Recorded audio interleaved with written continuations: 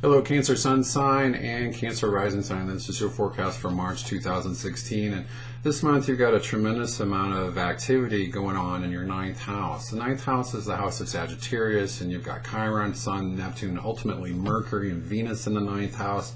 The ninth house has to do on a mundane level with travel and higher knowledge. So those are some things that you could be more interested in, even with the travel bit. I mean, even if you're just traveling locally, just fresh faces, new places is just good for the soul for you. So just getting away from it all, even temporarily, is going to be therapeutic for you. Higher knowledge, especially with things with spirituality, metaphysical stuff, charities, philosophy. I just see you wanting to dive deep, to know more, to understand more. So just in general, anything that you're passionate about, I just see that going within and really comprehending these things on a personal level for you is what you're going to be about this month. Now, if I had to boil down the meaning of the ninth house, and this is just my take on it, it's about choosing the bright side, choosing to look at your future with hope and faith in your heart. Okay, so I would say it's choosing to be happy, not letting yourself go, well, I'll be happy when I get this or I accomplish this. If that's the case, you'll always have another dangling carrot. So just live in the moment, appreciate what you have now, and again, look to the future with hope in your heart. Decide to do that. The reason I'm really focusing on this is because the first week of March you're going to be challenged. The Sun's making a square to Saturn and Mercury is making a square to Mars.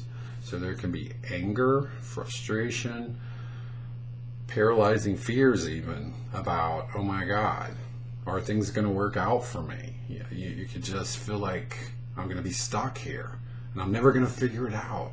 And so just don't let fear holds you back. It's really something that gives you the opportunity to be courageous and to grow as a person, but you have to face it. And you really have to deal with it with logic. That's not going to happen, and here's why. Here's what I'm going to do to make sure that that doesn't happen. So you have an opportunity to grow stronger with your life circumstances and on, I'm going to say, a law of attraction level. Choosing to be positive, like attracts like. And so if you choose to be positive, more positive situations and people and events are going to slowly but surely be attracted to you. They'll just flow into your life, but you have to stay at it and be consistent. Okay, now there's a new moon March 8th, and for you in the ninth house. So it's almost with this energy, you can have an epiphany, some aha moments that do indeed make you feel like a kid on Christmas morning. You know, you could just be like, oh my God, I never looked at it that way. This is how I'm going to deal with this.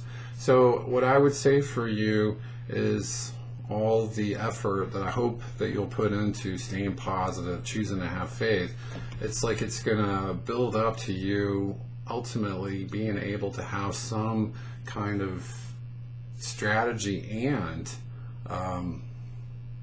just a newfound sense of inner strength that I'm going to do this. I'm going to be successful. I just know it in my bones. So that's a very exciting thing, but I would say, again, choose to be positive. Now, the Sun goes into Aries March 19th, and that goes into your 10th house. And with this, what I would say for you is there's a very strong desire to be successful, to be recognized for your talents. And I would also say there's a very real opportunity of you getting just that. The only catch is you have to be disciplined and you have to do the highest quality of work that you're capable of doing. But ultimately, it does indeed imply that you'll be able to get the praise, the respect, or even opportunities that can lead to bigger and better things in your career. Now, finally, Saturn makes a retrograde, or goes into retrograde rather, March 25th through August 13th, and that's in your 6th house. And the 6th house has to do with your daily affairs, and it also has to do with your health. So first thing I want to say is, if there are any health issues that you need to pay attention to, that maybe you need to get a physician to look at, it's time to do that. Usually this can indicate that things can get worse if you continue to ignore it. Another thing I would say with health is it's a great opportunity to get healthy, to be determined to decide, I want to feel better in my body, so you can improve your diet or get consistent exercise, or make sure you get enough sleep. With your work, I would say this: make sure that you're not selling for less in your life with your career, or doing work that's actually beneath you because you are fearful that you'll fail at what you really love to do. If that's the case, Saturn retrograde in the 6th can indicate that you just are miserable in your career. It feels like a prison sentence or something like that. So it's definitely about figuring out what you want to do and how you're going to get it career-wise. And sometimes you just have to take baby steps, but at least you're moving forward. So that's the big thing that you have to remember with this, is just get yourself moving in the right direction. So there you go, Cancer. I do indeed hope you have a great month, and I'll talk to you later.